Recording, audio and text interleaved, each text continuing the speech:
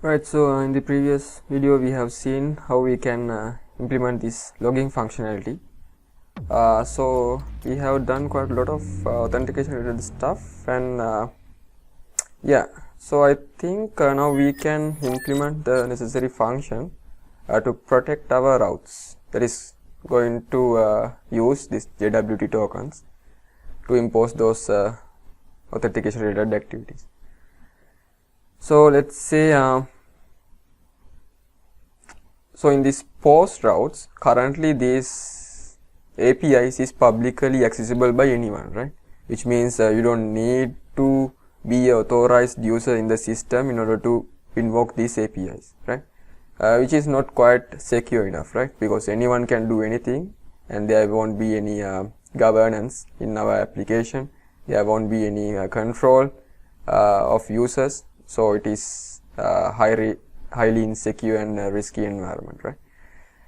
So in such cases, that is the reason we are going to impose these security mechanisms, right?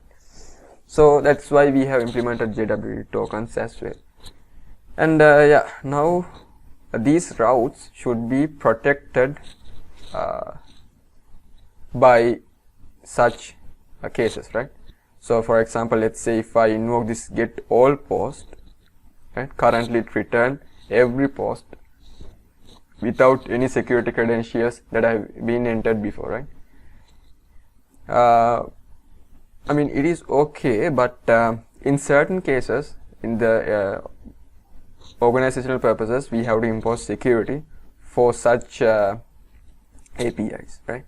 So let's say without logging a user, if I want to, let's say I can't access this API without logging as a user, right? So in such cases, we have to use that specific token to access this resource, right? Because that token is only returned when a user is either logging or sign up, right? So that's the logic that we are going to implement. And yeah, it is relevant to again a controller. So yeah, so I will construct a middleware function that is called protect route, right? Right. So let's say authorization middle, yes. So I will name this middleware as protect route, and again it's a catch chasing function that follows this request, response, next, and yeah, then inside this middleware function I can apply certain logics and point it to the next specific function, right? But yeah, for testing purposes, let's try to log this. Let's say protected route, and this needs to be returned like that, exports like that. And let's say if I wanted to protect my post routes, then I have to first import that protect route from controllers, that controller, and let's say protect route. Okay, so this protect route is a middleware, right? Which means I can place this middleware function inside or in between a specific function call, right? So currently, let's say if I'm going to retrieve all the posts, then the function calls will be first it will call this function, and it will go inside that function, and it will call the necessary functions inside of that specific module, right? So that's the way. So currently the sequence is, let's say first it apply for the route, and it will go to the function, right? So in this route, within that we can apply this protect route middleware So what it basically does is, first it will match the specific route, then it will go to the protect route middle layer, and it will go to the get all post function, right? So that's how it works. And now if I try to invoke this specific API, you will see that in the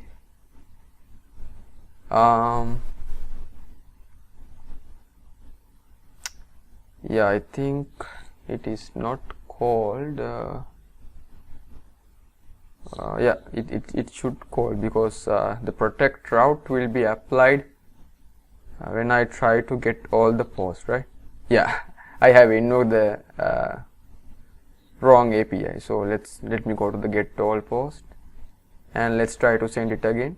Yeah, now you can see the protected route has been locked, which means this middleware function has been called. And if you look at the results of the post one, you can see that all the posts has been returned as well, which means this function has been called after this protect route, right? So that's the way how we can apply that middleware. And now let's define the specific authentication logics inside that middleware function. So I will keep this log for just only for the testing purposes. And yeah, first I think we have to check and obtain the token, right? So let's say first let's have a variable called token, right? And I will store the token inside this specific variable, but for now let's keep it as empty. And if in case a token is not there, I have to return an error, right? By simply saying let's say return next new web error, let's say you are not logged in, right? Something like that, and it is unauthorized. It's 401. Yeah, now if I try to invoke this, since this is empty, it will return me that you are not logged in, right? But in case if I have the token, something like that, let's say for example, and if I try to invoke it again, now it doesn't give me any error and it will pass back the necessary data for the client side, right? But again, this token we should first validate whether it is a valid token or whether it is in the correct format and things like that. So first we have to pre-process this token to obtain the JWT, right?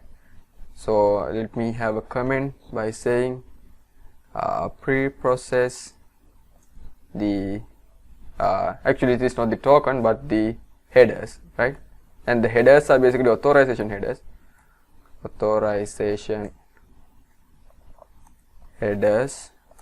to obtain JWT. So first we have to check our headers, and inside that headers we have to check our authorization headers, right? So first we have to check whether it is exist, and normally the authorization headers start with bearer followed by the specific token, right? I hope you know these logics, but in case if you don't know about those stuff, yeah, put a comment. I will teach you those stuff as well. But those are very basic stuff, right?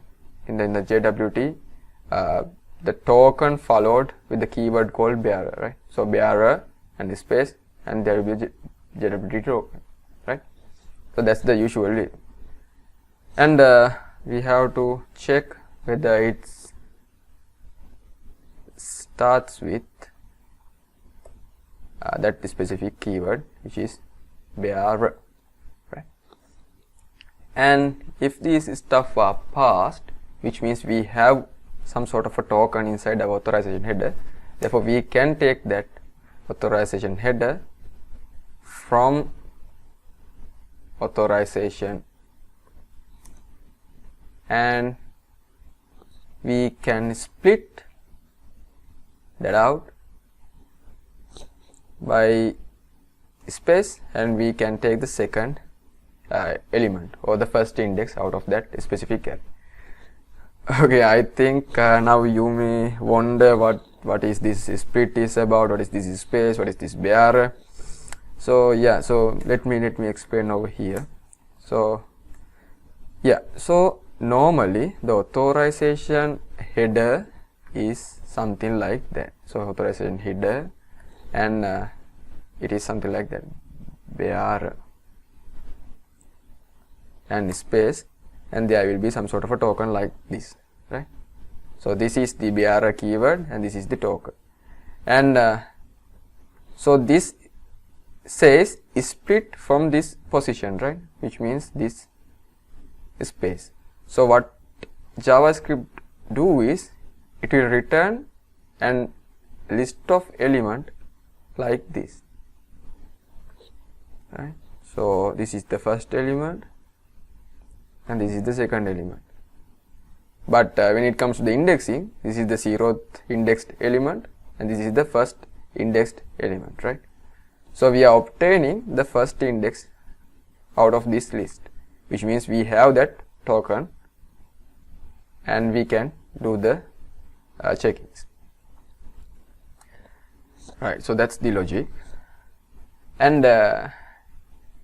yeah, in case if you are going to use the cookies, right, because if you remember these create send token functions, we are going to use a cookie that is stored in the client side, and in case if you are going to use that specific cookie instead of these authorization headers, we can use that specific logic to obtain this token as well. So that is specific cookie to obtain this token as well, right? So let's have another condition called if else. So if cookies.jwt is present, cookies, right, we can obtain that cookie. I think this is not the correct place. Yeah, then if it is exist, we can obtain the token like that.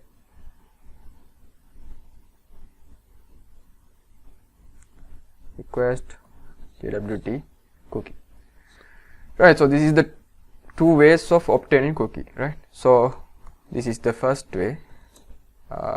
Let's say obtain JWT using authorization headers, and this is the second way, which means obtain JWT using cookies stored in the front end, right? So typically the browser, right? So those are the two ways, and yeah, so now we have the token and we can do the checkings that the token exists or not.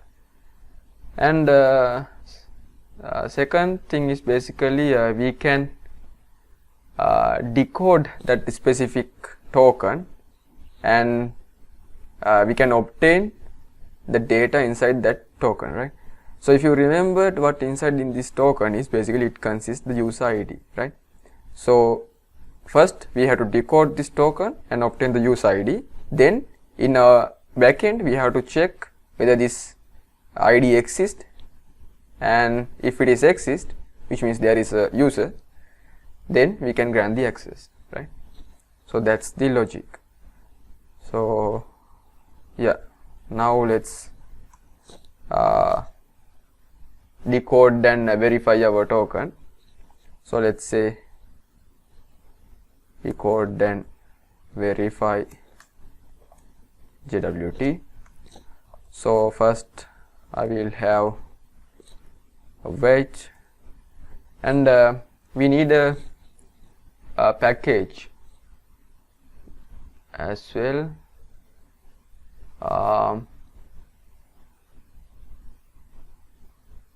Yeah, so let me check.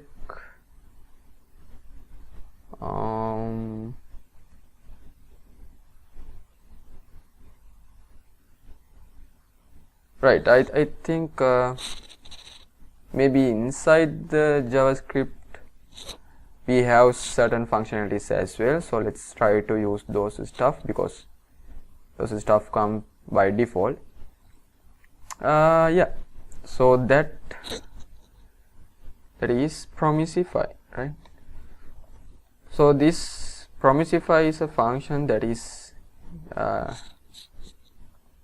given by the default JavaScript utility functions. So let's try to use util. Right, now we can obtain that specific function, and yeah, let's try to use that over here. So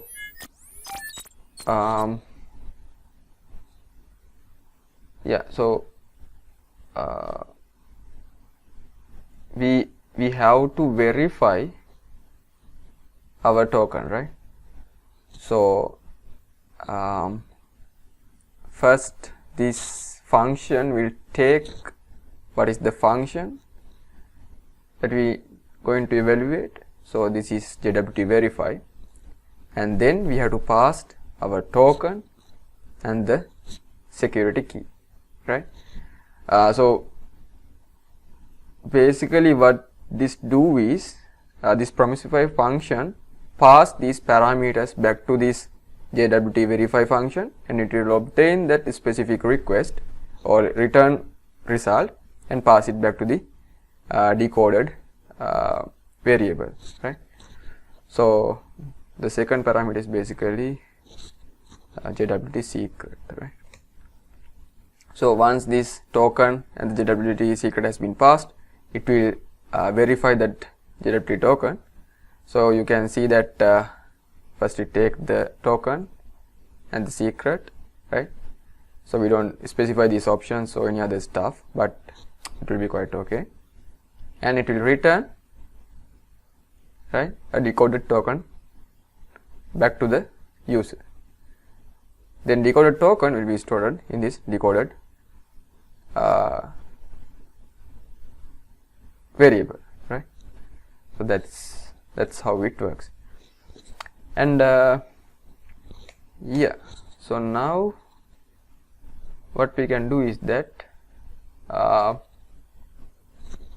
yeah, so before going to do any other stuff, maybe let's try to log this specific decoded token data, right?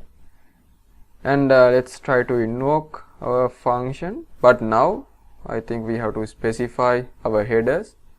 So headers, basically we can specify using authorization, so maybe headers section, but let me use this authorization stuff, headers stuff, right? So simply type authorization, and in the value let's type bearer space, and this token should be there. So this is the token that we obtain, and let's try to copy and paste it over there. Let's try to invoke it again. It says something went wrong. Why is that? And this says unknown user. Okay, I think our token has been expired or something like that. So let's try to log in again, and let's get the token and get all post, and let's press like that and send it again. Yeah, still says something went wrong, which is unknown user. So I think we have to get to the development environment. Okay, and let's invoke it again, now we have, we don't have a function called starts with the JSON JavaScript. Why was that?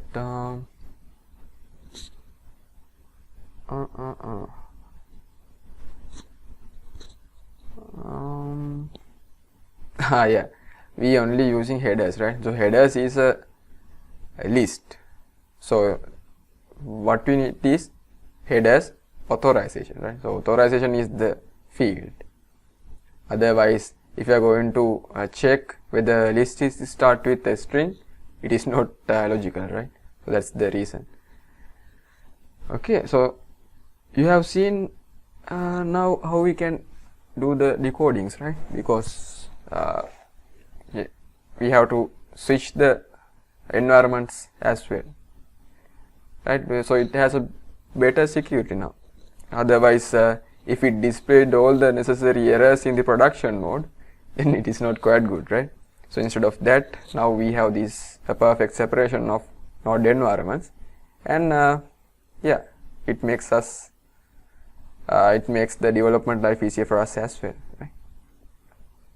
So let's try to re-invoke function again. Right, now it doesn't give any errors and it will return the content for us. And here you can see that we have that decoded JWT token as well. So this ID means the user ID, and I at means issued at time, and exp means the expiration time, right?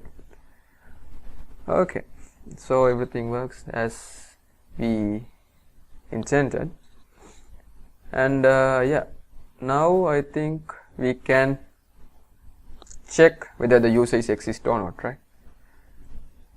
So now check whether the user is exist or not. So let's take the user as the current user, and let's await and find by ID. So ID is basically taken from the decoded ID, and if the current user is not there, which means we have to return error function or error object by simply saying user is not exist or something like that, and for row 1 will be there, right? So if the user is not exist, then it will return this message.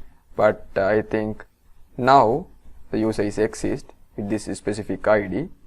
So if I try to invoke this again, it won't return any errors back to my side, right? But in case if I delete this one, and then it will do these checkings, and since it is not exist in the database, it will return exception code by saying user is not exist, right? Alright, then finally maybe we have to check the token is expired or not, right? So let's say check whether the token is expired or not. So we can do that by saying by checking the decoded issued that time, right? But the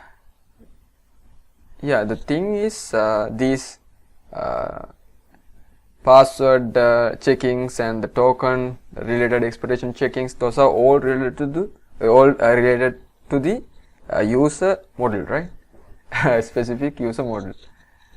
So instead of specifying such logics inside the container, what we can inside the controller, what we can do is that we can specify those stuff inside those specific model, right? Okay, so here inside this user model, let's create another method maybe by saying let's say maybe token check or something like that, right? Okay, or maybe let's say token password change time or something like that. So methods and yeah,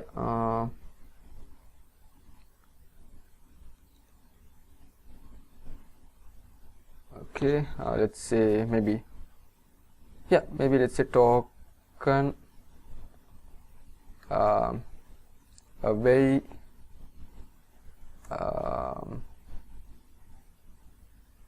token validity check, maybe no, not the validity, maybe, yeah, maybe availability check. So you can come up with better names actually, right? I'm just trying to express the more meaningful function name to this specific logic, but if you have any other better names, just use it. Okay. So function, so this will take JWT timestamp, right? And it will check the last password change time and the current password change time and things like that. But I don't think we have implemented that logic yet, right? Yeah, we haven't implemented it yet, and I think it will be quite long if I going to cover that logic over here, so I will simply comment it out, right? And yeah, for now let's try to use only these two logics, right? So in the next video I will try to cover this out, right? Otherwise it will be quite long if I'm going to do this logic inside this specific scenario. So what basically I was going to do is I will check whether the token is expired or not with respect to the passwords change time, right? Because let's say if a user is changed a password once the token is issued, which means that login is not valid, right? Because let's say if somehow your account has been got stolen, or if your account has been compromised, or you will probably change your password, right? Because the hacker or that person won't be able to log with the old password again, right? So that is the logic that I going to implement, but yeah, even I didn't aware of the time.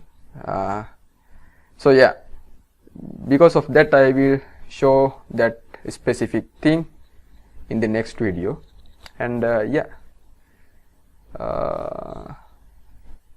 okay, so let's look at in the next video, and yeah, thank you.